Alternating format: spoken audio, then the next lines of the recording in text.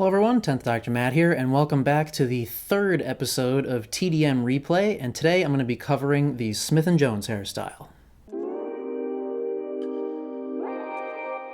And this is another one of my favorite 10th Doctor hairstyles just because it's so quirky and it's something that's really different that you can do when your hair is on the longer side. I would say that the ideal fringe length for this hairstyle is once again probably between 4.5 and 5 inches. My hair is probably closer to 5.5 inches long at this point, so it's a tad long, but I think it still looks pretty decent with this style.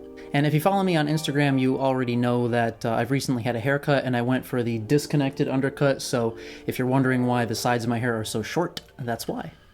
Now, since my hair is so long at this point, and just because of the nature of the style, I'm actually just going to be using the clay pomade by Baxter of California today, rather than the TG products, just simply because it's a much stronger hold, and I'm going to need that since my hair is so long and heavy at this point. As always, I'm going to start with clean, damp hair, so let's jump right into it. Okay, so I'm going to start out by pre-styling with just a very small amount of that clay pomade. I'm going to be extra cautious here with the amount of product that I use, just to make sure that I don't make my hair any heavier than it already is. Now, since this hairstyle has a pretty heavy emphasis on the left to right comb over look, I'm going to actually take my vent brush and run it through my hair before I start blow drying, just to get it going in that direction.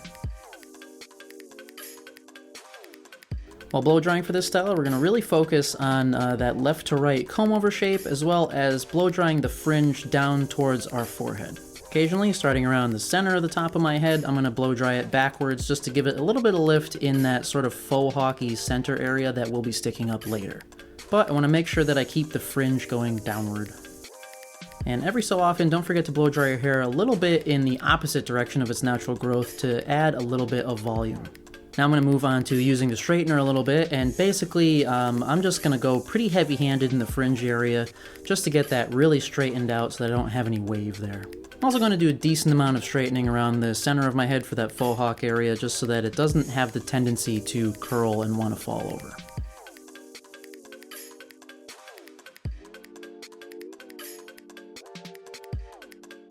Okay, now we're going to move on to styling, and I'm going to start out again with a very small amount of that clay pomade. As I said before, this stuff can be pretty unforgiving if you use too much, so it's definitely a good idea to start small, and you can always add more later. As usual, warm it up in your palms and start at the back of your head, moving towards the front, and then back again to get a nice even coverage.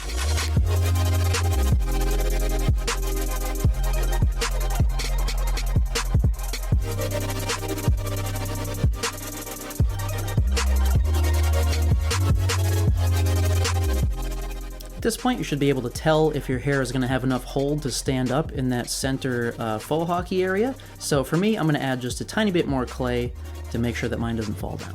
Now you want to grab your vent brush or medium tooth styling comb and start combing your hair from the left to the right with this sort of swooping up motion towards the center.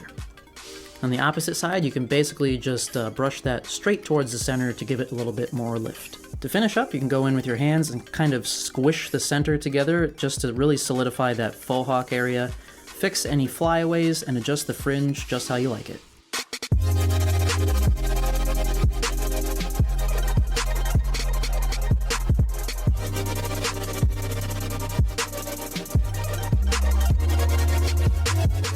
When you're finished styling, you can use a touch of hairspray if you really want to set your hair into this shape for the whole day.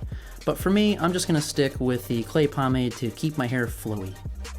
So that does it for the Smith & Jones hairstyle, guys, and I'm pretty happy with how mine came out today, considering just how long and heavy my hair is. It seems to be holding up okay. So thanks for tuning in, guys. I hope you enjoyed this first sort of 3-part edition of TDM Replay, and I hope that you're looking forward to future TDM replays as much as I am. Keep your eyes on my channel for a lot more fun stuff coming up soon, and as always, thanks so much for watching.